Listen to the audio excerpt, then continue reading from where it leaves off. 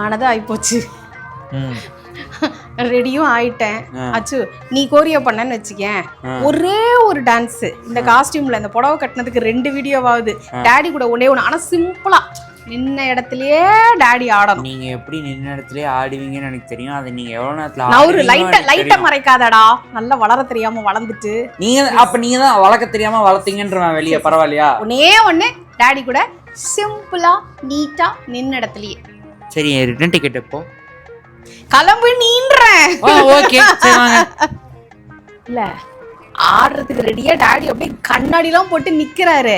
இப்ப நான் கூப்பிட்டேன்னு வச்சுக்கேன் டான்ஸ் ஆடுறதுக்கு, நீ நின்னு மொத்தமா ஆடி முடி, நான் லாஸ்டா வந்து ஜாயின் பண்றேன்னுவாரு. அதுக்கப்புறம் என்ன பண்ணுவாரு தெரியுமா, அவருக்கு என்ன தோணுதோ அதைத்தான் ஆடுவாரு. கடைசியில நான் பல்பு வாங்குவேன். எல்லாரும் வந்து பிரியாக்கா அண்ணா இவ்வளவு அழகா ஆடுறாங்க. நான் சொல்ல வந்தேன், அவங்க எவ்வளவு ரசிக்கிறாங்க பாரு என் டான்ஸ. இல்ல பின்னாடி இருக்கிற பாடு எனக்கு தானே தெரியும்.